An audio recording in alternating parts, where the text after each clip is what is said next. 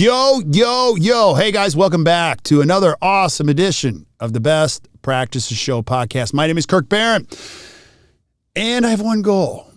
I share this with you all the time. My goal is to make you better so that your practice gets better and your life gets better. And insurance reimbursement is a big deal. It's a moving target. 25 years of me doing this, that game is constantly changing. So I need the help of experts like Dr. Roy Shelburne, who I have on today, who shares the trends in insurance reimbursement. And I ask him to dispel a lot of the rumors I hear on the road and what you need to know about getting better reimbursement in dentistry. So do not miss this episode. Hope you enjoy it. We'll see you guys soon.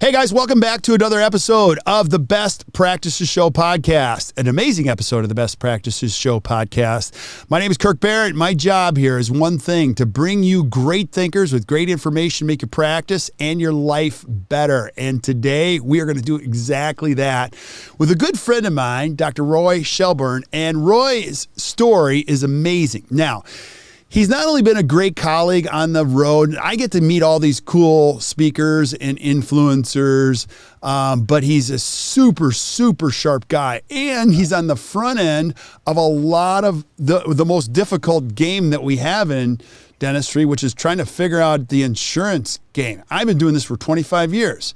That's why I have to surround myself with people like Roy, just so I know what the game looks like, because the game has new rules. It's constantly changing and tweaking and all that kind of stuff. So Roy, thank you so much for being on, buddy. Kirk, great to be here. Thank you for the invitation. Always great to hang out with you and your podcast listeners. I get great feedback and have lots of conversations afterwards. So thank you for connecting with people so that I'm able to share what little bit I know about insurance to maybe maximize the legitimate reimbursement and keep them out of harm's way. So thank you. I appreciate that. You're a humble guy, buddy, because I know for a fact you know a ton, and you know a ton more than a lot of us do. And so let's start here, buddy, because I always we got a lot of, a lot of young listeners now, we even have pre-dental students listening. So it's kind of fun. I want people to know who Dr. Roy Shelburne is. So give us a little bio before we jump into this important topic. Oh, the CV that nobody else has or wants. I am a dentist, a father, a husband, now a granddad. Actually, all three of my children have been married for a few years, and all of them had babies. All three of them had babies within 7 months. So COVID was horrible for most people and is horrible, but for me, it brought me 3 grandchildren. So there's a silver lining behind that dark cloud. So yeah, and the thing, I guess, my claim to fame or infamy is the fact that I'm a convicted felon. I went to prison for healthcare fraud, racketeering, and money laundering, and I have devoted myself and am passionate about sharing my story and what I've learned because I want to be the last dental professional who goes to prison for ignorance. And I was ignorant, and in order to prepare for the trial, I did a lot of research and have, after being released, also done a lot of research.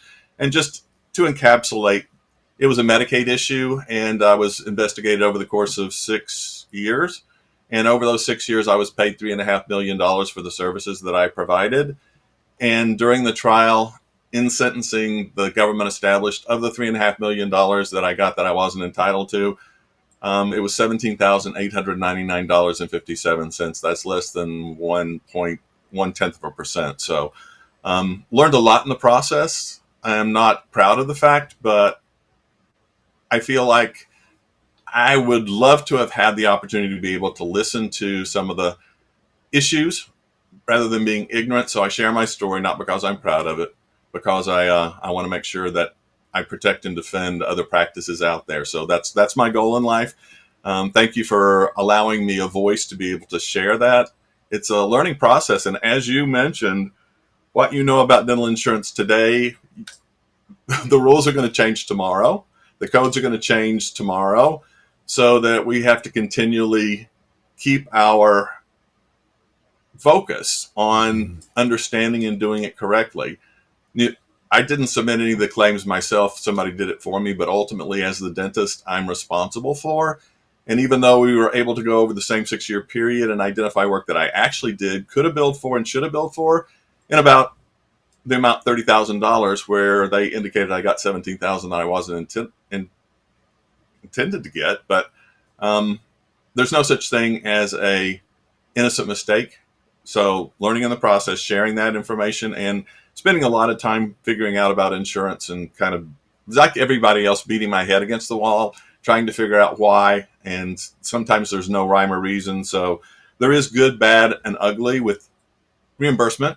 And we'll be sharing a little bit of that, what's on the horizon, what's going to be changing, what we can look to happen, just from an outsider's point of view.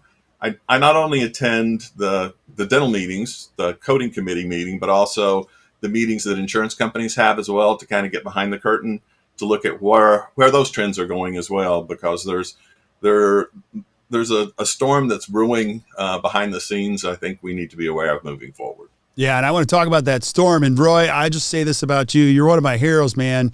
You took a really challenging situation. You made good with it. And so... Well, that's only because I have people like you to reach out, to support, and to encourage. I'm not here because of anything I did. I'm here because of those people who went before me and are concerned about the people that they are connected with, to make sure that they are protected and defended. So thank you for giving me that voice. I appreciate that. Absolutely. And I also say this to you as a dentist, if you're listening and you're like, I don't have any of these problems, it is good to see Roy periodically. Let me tell you why. Because not only is Roy super smart, but a lot of things we're going to be talking about, he's going to tell you what's happening right now. And it's important to be proactive about these. The other thing you're going to notice when you watch Roy speak is he's a very excellent educator. So you won't be bored for a second. This is not your typical dental education. Like, it's going to be woven really well. You'll enjoy the day, I promise you. So make sure you check out Roy. If you haven't had him speak to your study club, what are you thinking? Like, you got to have them out just to keep you updated. Now, I have so many questions for you as we talk about trends in insurance reimbursement. My first one is, why the heck would any insurance company invite you? You're out there helping dentists. Like, you're from the other side. You teach dentists how to, like, if you want to, you could move away from insurance. Why would we invite you and pull back the curtain and show you all this stuff? Insurance companies like to have things done appropriately. It reduces on fraud, waste, and abuse, but it also helps when a claim is submitted that's clean. There are no errors, there are no issues. It saves them money. If they have to pay the claim, if they're obligated to pay the claim, it's easier for them to get all the information they require up front, so that they can auto-adjudicate, or to process it very easily. When it has to go to one of their dental consultants, they have to pay that consultant to review the claim and to contact the dentist. So it's an additional step. They have to have a group of dentists that they're paying to be able to do this. And the cleaner the claim that they receive, the easier and less expensive it is for them to go ahead and pay that claim. So they like it. They like claims that are clean. They don't like to have to send it back and ask for other information. It's harder for them, and it's more expensive for them. So that's the reason why they're concerned about having it done the right way. And ultimately, those contracts, they're obligated to pay if it's under the contract. And honestly, on the other side, if it's something in the contract that is not covered, they can't pay that. So I get a lot of questions about, is there the crown buildup is absolutely necessary. Why are they not paying for it? It's because the contract, the way it's written, they've automatically made that a part of the crown that comes afterward. And I'm asked, well, is there a way to be able to get this paid? And honestly, there's not. So many dentists look at the contract and only review the fee schedule and think, okay, I can live with this fee schedule. When in fact, there are all kinds of other limitations and restrictions on that plan that have a broader effect on the reimbursement scheme. so that they aren't aware. It's kind of like, well, this says it's going to pay at this amount. However, there's also a different section in that contract that says, oh, and by the way, under this situation, we can't pay. Under this situation, we can't pay. So like I said, it's kind of understanding first off what the restrictions and limitations, not only in the fee schedule, but also the way the contract is set up. So like I said, on both sides, it behooves both the dentist and the insurance company to do it right the first time. Yeah. And let's be honest, like how many times have you seen these contracts? They're still wrapped in plastic. Two things. The contract primarily is seldom read, or if it's read, it's misunderstood. And secondarily, the contract that you've signed with the insurance company gives them the right to change that contract with 30 days notice. So not only have dentists not read the contract when they signed on originally, those letters that the insurance companies send to their network dentists periodically could have some very significant modifications to that contract where they're letting you know it's changing. Right. And the person who gets that letter, or the doctor who gets that letter, looks at it and goes, this is junk mail, dumps it in the trash can, when the contract has been changed and it's been disclosed in that letter that you haven't read. So number one, you don't know primarily what you signed in the first place. And number two, you don't pay attention to the way it changes as it progresses and moves forward. Yeah, so, no, I've actually read several, and they use also words like hence, therefore, because of, like, what does hereto, beholding, like, there's a lot of words. Like, I got to use a dictionary just to understand a couple of these sentences. And so let's not go there, but like, you know where I'm going is like, sometimes they don't. Now, I have so many questions. So if you guys are listening, stay with me on this because Roy knows what he's talking about. So as the time of, right now, it is 2022 as we are shooting this interview. If I'm a mature dentist, or even if I'm a dentist coming into the world of dentistry, give us a little history lesson of where we are at on this map. Like what's happened and where are we at today? So in terms of when I first opened my practice in 1981, it was a typical insurance indemnity plan, which means that you did the dental work, you sent the claim to the insurance company, and they paid 80%. There was no such thing as a fee schedule. Those plans now are non-existent. What has happened is the PPO world has increased, and there are two reasons for that: money and money. Number one, the people who buy the insurance, whether that's the employer or whether that is the individual who buys insurance for their family or themselves, you look to be able to save money. And the insurance carriers, in order to be competitive, they also have to provide products that are less expensive than their competitors. And in order to do that, the PPO world became something that we have seen initiated and to grow, because it does provide a savings to both those people who are buying the insurance coverage and those insurance companies who are selling them, because if they're low and competitive, they have more of a market to be able to send that. So what we've seen as typical indemnity plan, which there were no limitations, no restrictions, you send it in as paid, to today's world where probably 85 to 90% of the plans that are sold today are PPO plans. So if the listeners are feeling more pressure, more patients asking, do you take my plan? It's because of that progression from starting out at a very low frequency to now where it is the 800-pound gorilla, where many more patients have the PPO plans than they do the non-PPO plans. So right. There's where the push is. And, the concern is we're talking about inflation and how it is now increasing at with their not foreseen rate. Maybe what was it in the 80s that it was similar to this? Right. But now do the costs for dentists go down? No. Absolutely not. As far as you have to pay teams more money, we have to be competitive in the employment market today. So, and as far as the supplies, they've gone out the roof. And what has been the trend with reimbursement? Going down. Has it increased? No, you're right. Absolutely, it's going down. How do you make that work? How do you work harder and make less? On volume. So, yeah, honestly, and how many additional patients do you have to see? And what's your capacity? Right.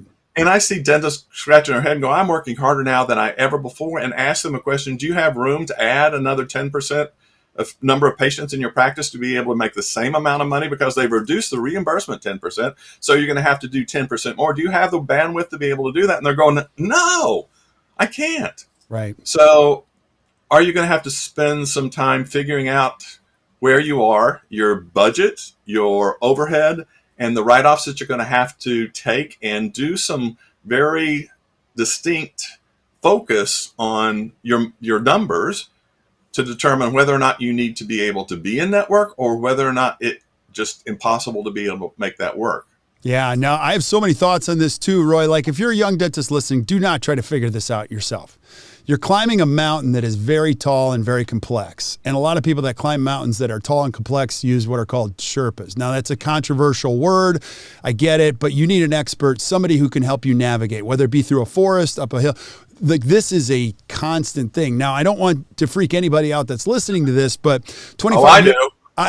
I know you do, and I don't want to beat the fear drum. I just want to beat the reality drum. Is, Roy, like, this is a challenge for me. I coach a lot of practices that want to be fee for service, and I talk to a lot of young dentists, and then this word called shared agreements came on the scene several years ago. I'm like, what the heck is that? And then I had to do some homework, and now many dentists don't even know that they're involved with these shared or rental agreements. Can you shed some light on what that is? Sure. That in that envelope that I told you coming from the insurance company, they probably are conveying the fact that they've shared you. Basically, they can sell you to a network, and you are ultimately responsible to provide care in all those network plans. And here's a take home for those people who are attending. If you're in one of those umbrella or network plans, is there a way to be able to maximize your reimbursement? Absolutely, there is. So say the group has 8 plans that are part of that umbrella. And if you go in network with all 8, the group will reimburse you based on the least fee schedule. So of the 8 plans, the one has the least fee schedule. All of them then adopt this because you are in network with all of them and directly with that plan who has the lowest fee schedule. And all of them will reimburse you at the least amount of the group, that fee schedule.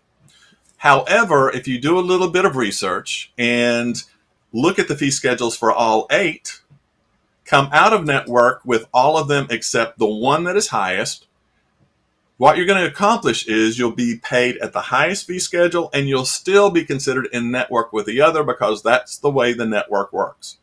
So if you're in network with one, it makes you in network with all of them. However, if you only have the agreement with the one that's the highest, they honor the highest fee schedule. So is there a way to play the game? Absolutely there is, but you have to be able to do the work to understand and to determine which is highest, and then work through the process of coming out of network with those that direct network. You'll be in network because you're affiliated with the other, but it's a way of increasing your reimbursement. And I've seen as much as 20% difference between the highest and the lowest. Wow. So you would have boosted your bottom line by that 20% if you do that. Yeah, and so my findings, and this is completely anecdotal, is that most of the dentists don't even know they're on them. They'll go, yeah, I'm part of one, and then they look at it and then number 2, the game is complex. So what I know now is that dentists have to learn how to read EOBs when they never knew. They didn't even know what they were in the past, Correct. Just looking for abnormalities and things like that. Do you find that to be true also? Oh, absolutely. They as far as the EOB, I think it's meant to be obtuse, right, to be able to not follow. The more confused you are, the less likely you are to go ahead and counter, to appeal that denial. And I'm gonna take another segue off that. Besides being in network with those PPO plans, many times you are also made part of a discount plan network. So a patient comes in with a discount card. It's not an insurance card, but it is a discount plan, and they go, oh, you're listed as a provider in my discount plan. And the provider or the front desk go, we never signed up for that. Oh, by the way, that contract that you had with that insurance company made a modification, so they now make you available to the discount network. You didn't sign the contract, you didn't go in, but they alerted you that they are going to sell you to this discount plan. So not only does that put you in a network of PPOs, it also reduces your fee for patients who have the discount card that you've never signed up for. So we're got yous all over the place in dentistry and insurance and reimbursement now, absolutely. And as the point you made, Kirk, you have to be aware. Dentists, you have to be aware. And the people who are submitting the plans and are negotiating that whole crazy maze, there needs to be honest feedback. You need to talk back and forth. There needs to be an opportunity for them, that person who is doing the processing, who, when they got that gotcha,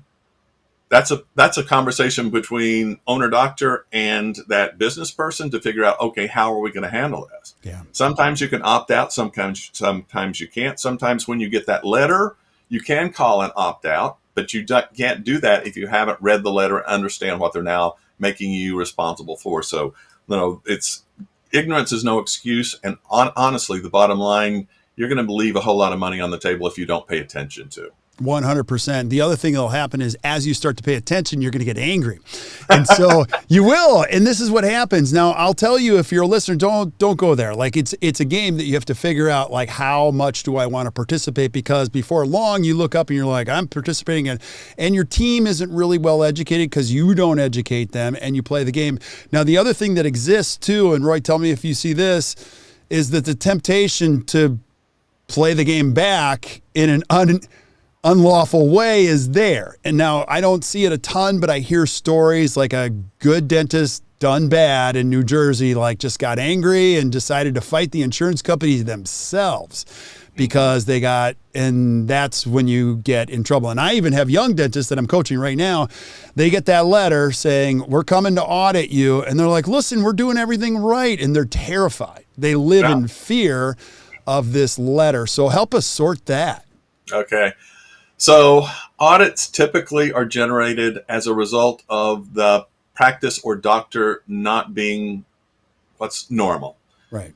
Normal definition is insurance companies, the only thing that they really share among one another is their submission frequencies. And there's actually a company where they send all their data to from all the insurance companies. They send the data into this clearinghouse and they generate a bell curve of averages. So they will be able to tell you in the state, in the city, in the country, what the averages are. For example, general practitioner doing extractions, the number of surgical extractions as opposed to simple extractions, typically in the 30% area, surgical as opposed to simple extractions. Insurance companies look at that, and if you move to 40% of your extractions are surgical or 50% of your extractions are surgical, that's going to send up a little red flag to the insurance company. And if it's not too off, may send a letter that says, oh, by the way, we've done an analysis and you're doing more surgical extractions than any other general practitioners of the area. Just wanted to alert you. They will not ask you to respond in most cases, but they put you on alert. And they do that as a result of doing that analysis and where you are in that bell curve of averages. In my experience, although they say it's a random audit, I don't think that's a thing. It's an audit that is triggered by being unusual in your submissions, and the insurance companies view that very, very, very specifically, very succinctly. So any kind of deviation, and as far as the audit goes, in today's world, for example, that doctor who has done 50% surgical and 50% simple extractions, and that is off enough that the insurance company is going, there's something really strange going on here. We're going to go ahead and do an audit. And if you're in network, you're obligated by the contract to cooperate. If you're out of network, it takes a court order for you to be forced to participate. But if you don't cooperate, it's going to change your life and your relationship with the insurance company out of network moving forward. What they're going to do is put you on focused review, and everything you submit to them from that point moving forward is going to have a huge amount of scrutiny. They're going to look at everything, and you're going to have to support the simplest treatment with all kinds of documentation. So understand, would I suggest that you do cooperate? Yes, because ultimately, if you say no, that would suggest to the insurance company you're doing something funky you don't want to see. Yeah. But on the other side, if you're in network, you're obligated. And the example I used with extractions, 50% of them are surgical and 50% are a simple extraction. So the insurance company does an audit. They pull 20 charts of the patients that you've done surgical extractions on. They do a review and determine that 40% of the surgical extractions that you've submitted are not documented appropriately to support the need for the surgical extraction. So what they do is they use that 40% to extrapolate. So they look at all the surgical extractions you've done over the course of 7 years, generally 7 years, because the statute of limitations is 7 years. They're going to ask for 40% of the overpayment for those surgical extractions done over that past 7 years. And I see dentists being requested to provide reimbursement for hundreds of thousands of dollars. Yeah. So they use that extrapolation formula. They don't have to go back over the whole time and see and review every single patient. If they develop that percentage, they can use that going over the past. So be aware that audits are probably not random and that there can be significant repercussions as a result of anything that you find inappropriately. It doesn't mean that you've done anything wrong. It probably means that you haven't documented appropriately to substantiate the medical need for that surgical extraction. And for my coding geeks out there, you probably know one of two things have to happen to elevate a simple extraction to surgical. That would be either the tooth had to be sectioned, or number two, that bone had to be removed. And if the clinical record does document that and support it, then the insurance company can't say, well, I don't see anything here that supports that information. Your clinical record does. So a way of being able to put down a foundation that supports the billing and coding and support and protect you moving forward. Yeah, and I want to come back to that. And, one of the things that we've found, and this is like a kind of a fun thing for us, is our clients get audited quite a bit. Because we get a dentist who's doing $70,000 a month, and all of a sudden they're doing 110, and now things don't look normal. You're doing more procedures now. So if you're a dentist on the path of being more comprehensive, you can expect that. You could expect to probably hear that. Now, I want to go back to the reimbursement thing. I mean, I'm not kidding, buddy. I could make this a 2-hour show. I want you to dispel the rumor, because this is a heated argument. And this has been going on since the day I got in dentist. The reimbursement factors, claims get filed. Then they used to get lost in the mail, and dentists would go, how many pieces of mail I've lost in my life? 0, and now the truth of it is insurance companies are under a lot of microscopes that they can just, the joke was, they're taking 1 out of every 4 envelopes and just throw them in the trash. I want you to talk about that side, because you got both sides of it. Most people are like, I'd like to say that, but the truth is they can't do that because they'd go down in a heartbeat. What are your thoughts? And I know you don't have a filter, so you don't care. Just go there. I really don't care. As far as insurance companies disposing of claims, I've not been witness to that. However, if there are issues in submissions, that may kick that claim out. So if you've got a wrong identifying number, a wrong birth date, generally there's something that will cause that claim to drop. And insurance companies and the people that are working there are like everybody else. They are covered up. So in terms of them working through those, it will be on the bottom of the to-do list because it is tedious, and it ultimately it's not on the priority list. Mm-hmm. So in order to minimize that from happening, number one, make sure all the information is correct, that you're sending it to the right email address, or the clearinghouse has all the information in, and that the clearinghouse is actually moving those forward. Some of the clearinghouses will actually scrub claims so that there are the information that needs to be added before they're sent off. And a lot of times that information is not opened and reviewed by that person in the dental office that knows they need to provide this and such before it moves forward. It's not lost. The insurance company may have never gotten it because with a good electronic clearinghouse, they need to scrub those. They need to kick out those that are not going to be paid, because that's going to streamline the process. However, you need to pay very close attention if they're doing that to go back in and provide them the information they need to go ahead and forward that information to the insurance carrier.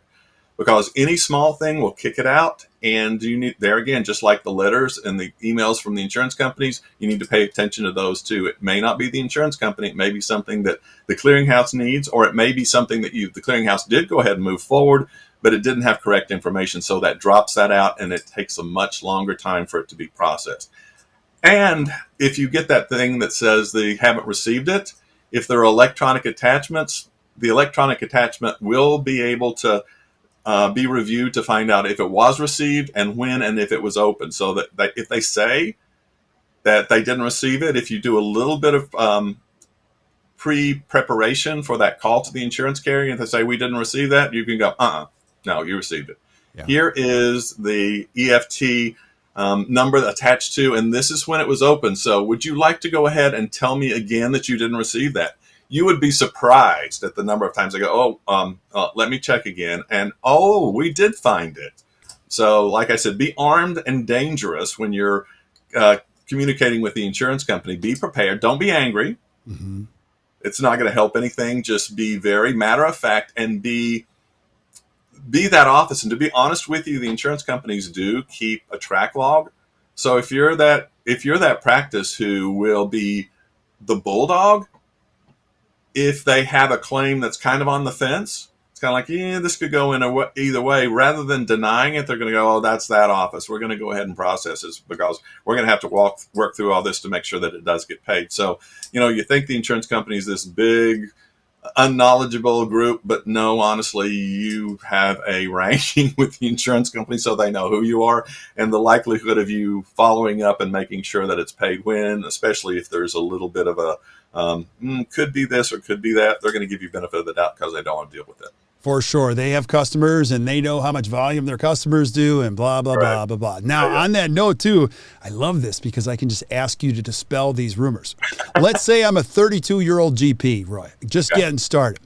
The rumor out there is like the DSOs right around the corner, they get better reimbursements of me. I hear they get like twice or three times what I might get. Is that true or not true?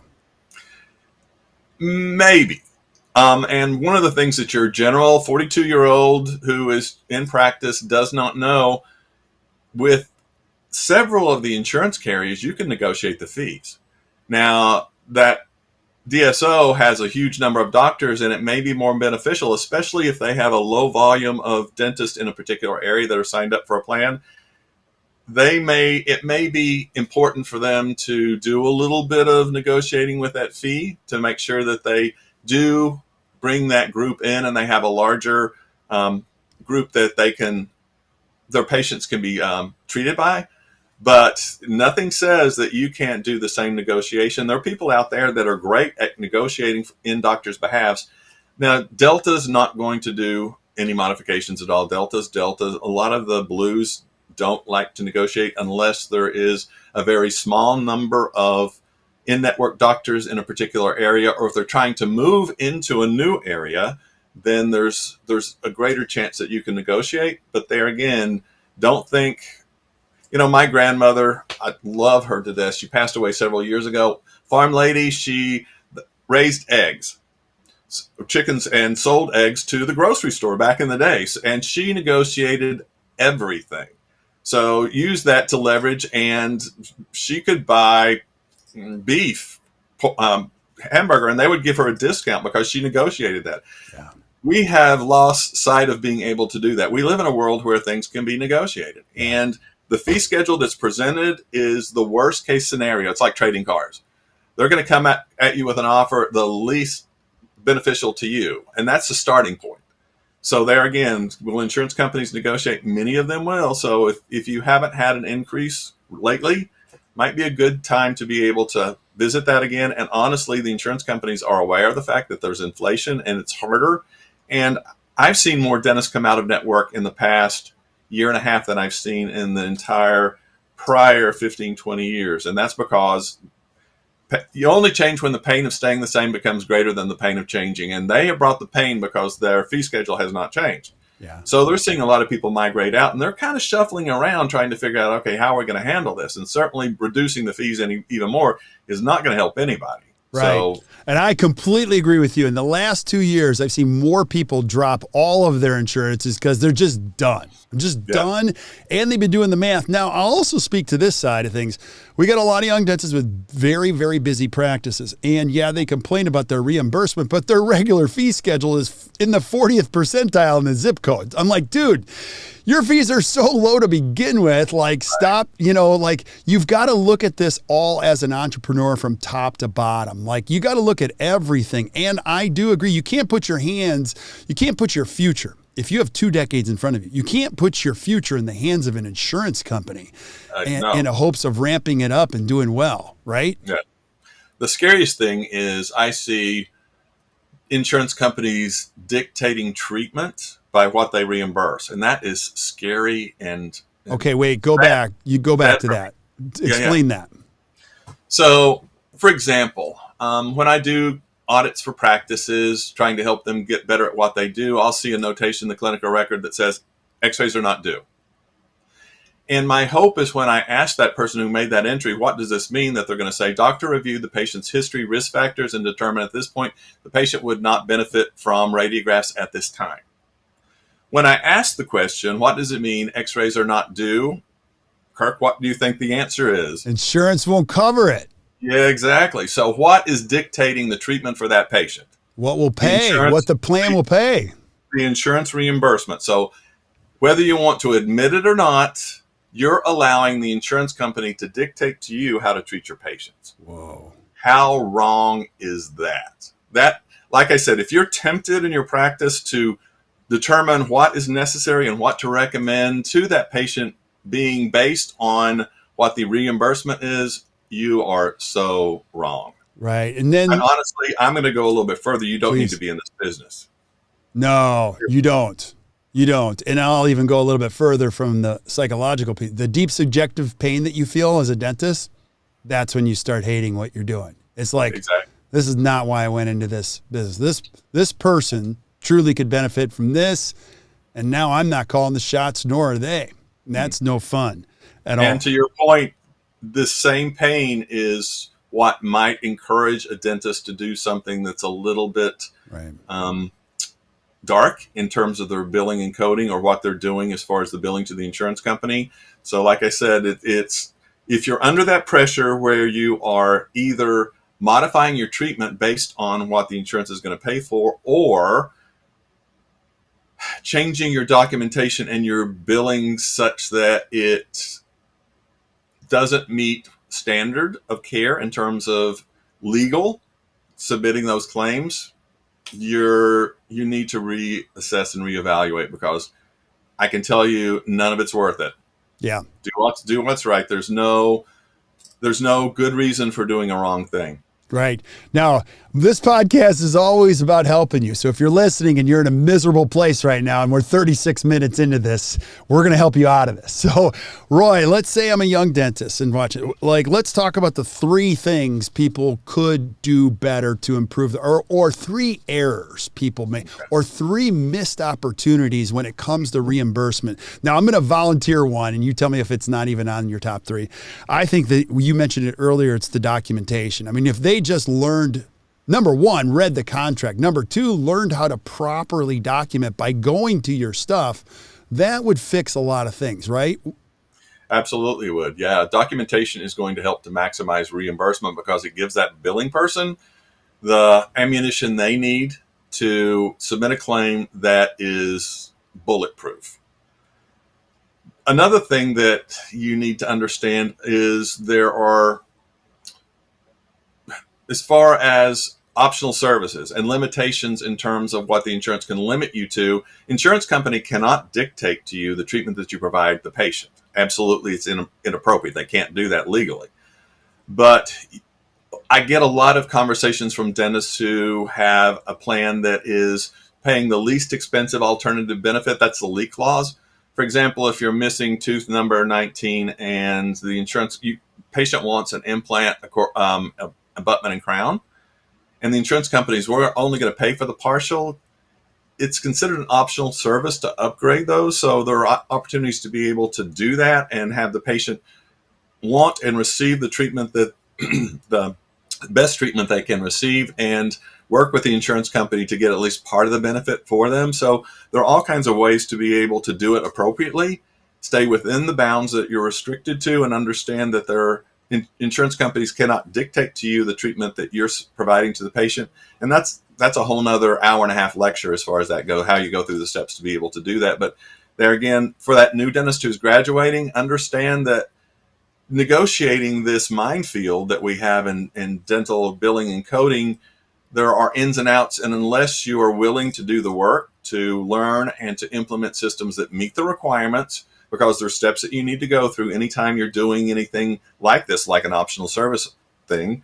You need to know your limitations, whether or not the insurance company will accept it. And, the sweat equity that you put in prior to is going to help you be able to maximize that. And I stress the word legitimate reimbursement. I want you to get every cent that you're entitled to, no more and no less, Right. to do it in a way that is well understood by all the team and it protects and defends. I want to be the last person who goes to prison for things that they didn't know or understand. Amen, brother. You are the best. Like what other things do you think dentists get wrong when it comes to current reimbursement on PPOs? The fact that they have to be in network. Tell me more. What do you mean by that? Okay, so verbal skills are very important. So you can be out of network and still accept assignment of benefit. So the patient gets benefit of only having to pay the difference and being able to answer that question honestly, but also have the patient understand that you may be out of network directly, but you still accept their insurance and they'll get benefit of that. And you're in an office that will not be restricted to provide only the very basic bargain basement treatment that they are covered by. So most patients understand that if you get a higher level of treatment, it's going to cost more. But the verbal skills for those people who are answering the telephone need to understand that. So they feel that to be able to work with the insurance and give the patient the benefit of the insurance, that they have to be in network. They do not. You don't have to. Yeah. There are ways of being able to have the patient understand that you do accept assignment of benefits and they only pay the difference. And for example, a patient asks, well, why is your dentist not in network? Well, to be honest with you, your plan has limitations and restrictions so that they will only reimburse the least expensive treatment. And we feel that you need, want, and deserve better than that. So because our dentist is concerned about you getting the best treatment that you need, they've decided to go out of network. Now, do you get benefit of reimbursement? Yes. You'll only pay the difference? Yes. But understand that insurance company cannot now tell us what they're going to pay for. Yeah. What they're going to cover. You now have the option of getting the best and most effective way of being able to do that. For example, if you have cancer treatment and the insurance company is not going to pay for the best treatment for you, does it say you only have to get the treatment that they will pay for? No, you can do anything you want to in terms of being able to do that. Same thing. We want only what's best for you, not what the insurance company says is best for you, because they've never seen you. Yeah, I love this. Okay, so now you're the expert, and you're talking my jam now with the verbal skills. Verbal skills matter. Like your team is equipped. They understand this. They can help patients. And Absolutely. So I have a great husband-wife practice outside of the Twin Cities in Minneapolis, and they taught me this one. I love it. And so you guys know who you are if you're listening. And they use the word unrestricted provider. Is that like they have patients and they often don't accept any insurances at all, and they can still say, yes, you can. Is this appropriate the way I'm saying it? Yes, you can use your insurance here. Now, let me explain. We are an unrestricted provider. Is that what you're talking about? Absolutely. And I would also add to, so they know it's okay, we have several people in our practice with your coverage. And by the way, Mary in our practice will work her behind off to make sure you get every single penny that you're entitled to. Love it. So they understand that they're going to work with the insurance. They're going to do everything they possibly can to get them that $1,500 that the insurance company allows, because the annual maximum has never increased. Back in, the 70s when PPOs, or late 80s, I guess, when PPOs were established, the fee schedules have changed very little. And by the way, the annual maximum is still $1,500, right, which back then would probably restore a good part of the mouth. In today's world, that might restore one tooth. So, Yeah. I love this. I'm going to have you back again and again. Now, a couple other things that I just love for you to fly right in the eye of the hurricane and dispel any rumors on this is the whole idea. Okay, so I got all this going on. Can I slow my participation down legally in less desirable insurances with my schedule? You know, there's a big heated debate on that. So let's say I'm participating, you know, with 4 or 5 plans. Can I you've heard that term, slow down my participation or not schedule new patients from this plan? And everyone says, oh, you got to be careful. The legal wording on this is very dangerous. So I don't know. That's why I'm asking you. Yeah. That would be squarely in the language of the contract. Okay. That is signed. So if most contracts indicate that you cannot discriminate against their insured. So that being the case, can you treat those people who are covered under that plan different from the other ones? No. If you're slowing down your whole practice, yes, but you have to be able to stipulate you're treating them the same. And most contracts that are signed do have that stipulation that you cannot discriminate against their insured. And that would be a form of discrimination if you decided to do that. So there again, if the contract says you can't, you can't. If it has no language, there's a good chance that you can, but be careful. That's a question for your attorney in your state, because states will have different laws regarding the insurance and the way it's administered. Yeah, absolutely. And dentists are pretty smart. Everyone knows you can't discriminate for any reason whatsoever. And so you treat every patient with the same level of respect. You consider the same type of care. But the argument always comes down to how I schedule. You know, so I treat everybody with respect. I give everybody the same option, which is always the best option for their health. But there is no law in the United States that tells me how I can schedule patients. Correct. So that becomes a little bit of and I was just curious if you had any thoughts on that, because some dentists are pretty opinionated.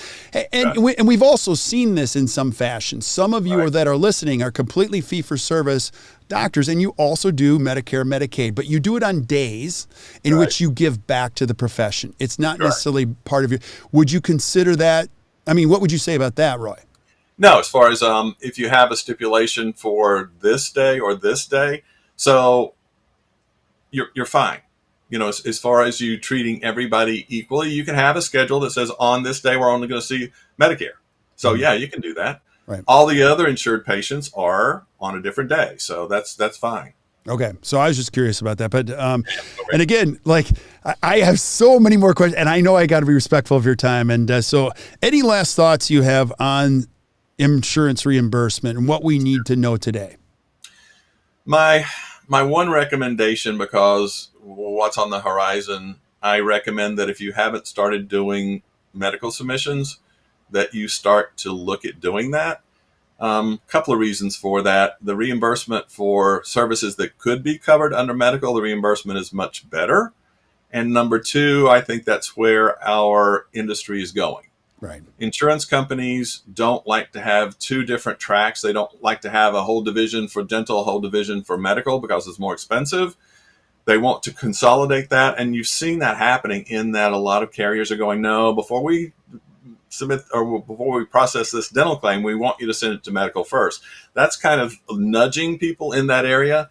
And to be honest with you, I see it changing in that direction, because the old coding system based on service that you provided, it's not adequate at this point. Like medical, we need to have a diagnosis code prior to providing treatment, and treatment should be generated as a result of the diagnosis. So if you haven't dipped your toe in medical submissions, I encourage you, if you're going to do submissions for your patients, be aware that there are services that we provide that could be covered under medical, and the reimbursement is much better. So start. If you haven't started doing that, I would encourage you over the next 12 months, dip your toe in that, start becoming more familiar with, because we're going to see that trend continue moving in that direction. 100%. And a lot of dentists don't do it because they just don't understand it, or they throw up the brake lights right away. No. And they don't want to go in that direction. And tell me if this is correct from your vantage point. Another reason to do that is insurance companies are legally required to pay for conditions that would deteriorate a patient's oral health. Like, let's say you have a patient that's diabetic, and we've gone in that direction, or even cases with xerostomia, which, I mean, if you know enough and you can write the narratives with the codes, insurances have to pay, in some cases, the full fee of that. There's not a fee schedule. Is that true, Roy? Yeah. The insurance companies can't pick and choose about if it's medically necessary, if it's covered under the plan, you submit the claim, and the claim is correct, they're obligated by contract to pay that. They can't say, oh, no, just don't feel like paying that today.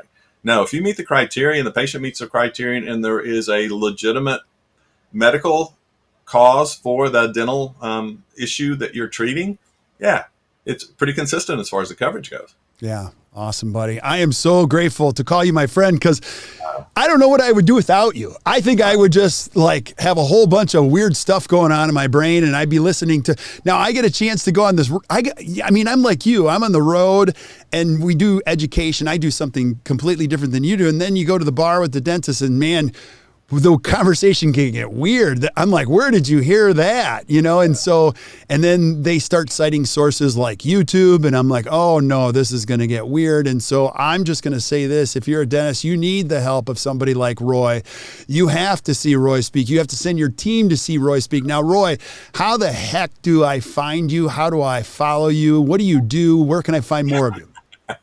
So I have a website. It's just my name, RoyShelburne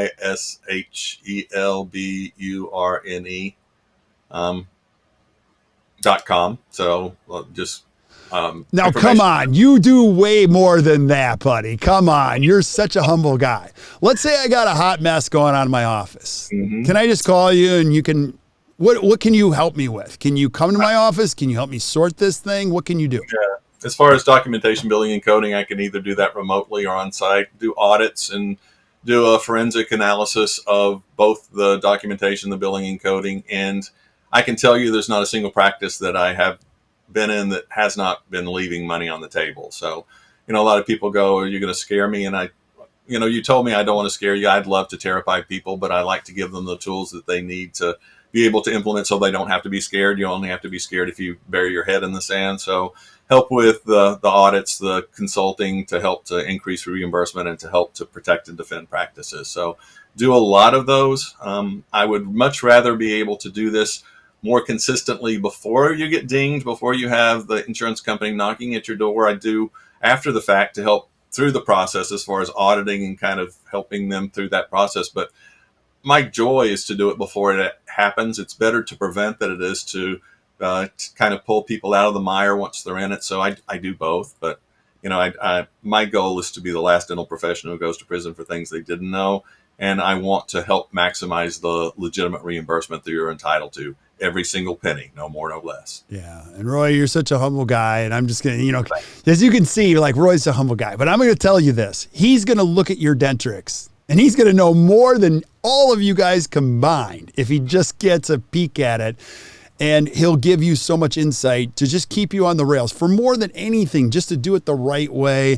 And heck, just by making a few tweaks, I promise you, your reimbursements are going to get better. Your documentation will get better. Your process will get better. You'll have a lot more peace of mind about the future, even if your practice is 100% PPO. So, Roy, thank you so much, buddy. I really appreciate you being on. So, always a pleasure. And you're a trip to be able to spend some time with. I love the questions. You're always so in it, so insightful. I appreciate being able to share that information. I got like 7 more questions, dude, but I'm not That's kidding. Another session, I guess, sometime down the road. Yeah, I actually want to have you back and do a lot more about the coding. I actually want to go a little bit further on the medical piece of it and the verbal skills too, because we have a lot of clients that are, as they get involved in our process, they're trying to get rid of the PPOs. And I'll just say this, like some of you that are young, I want you to know one thing. There is no better way to ever do dentistry than to control your future. So if you're struggling with, PPOs are just, no, that is not true. The better you get, the better you understand, the more you go to Roy's courses, get him, like the more you'll understand, no, I write my own ticket. I'm going to navigate how the heck you can actually work less. You don't have to work the evenings. You can get paid more for what you do. And like a lot of the dentists that you've talked about, Roy, some of them just went cold turkey and they go, dude, I produce the same amount, but I make like twice as much. And I actually cut out an extra day. Like, so it's a math problem that you need an expert mathematician's help with. And Roy is your guy in that stuff. So checking my calendar, we're actually going to do a live boot camp in Charlotte, North Carolina on November the 18th and 19th. It's a 2-day, very immersive documentation, billing, coding, both medical and dental for those 2 days. So have not gotten the website up to be able to take registrations, but it's going to be limited to about 30 heads. So if anybody out there wants heads up to be able to get enrolled in that, we'd love to be able to do that.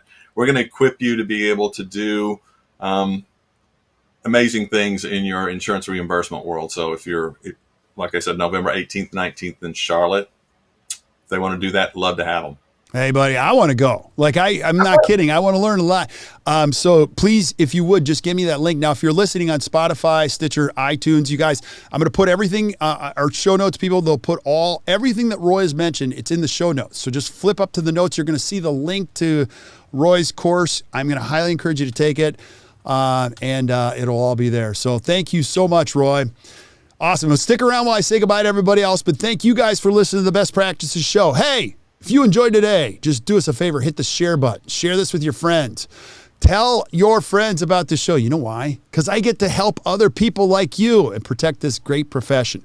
I'm going to have Roy back again and again and again, and we're going to, you know, you should have an annual update with us, Roy, like changes in 2023, changes in 2024. Those actually were decided on in March. I can't disclose information until October, but I know what the code changes are for 23. So maybe we can do that. Yeah. Well, we're going to do that, and you're going to tell us about the changes, but I'm going to tell you what's going to happen. The show will get weirder every year.